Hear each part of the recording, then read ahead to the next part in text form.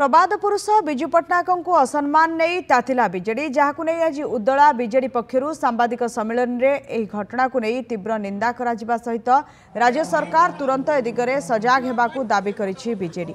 पाटनागढ़ में प्रतिमूर्ति पोड़ीदेवा और महांगारे विजु पट्टनायक प्रतिमूर्ति मुंडकाट करने भली दुर्बृत्त मैंने जो अमानुषिक कार्य कले से घटना एवं सुधा कौन अभियुक्त को गिरफ्त करा जाए नहीं। राज्य सरकार विजु पट्टनायक प्रति असम्मान को अति हालुका ढंग से ग्रहण करने सहित विजु बाबू को हेयगान करिछि। विजु बाबू बीजेडी नुहे सारा ओडिशावासी हृदय अच्छी और से ओडिशार बरपुत्र तेणु तांकू होइतिबा असम्मान विरोध में बीजेपी सरकार कौनसी पदक्षेप ननेबा आश्चर्यजनक।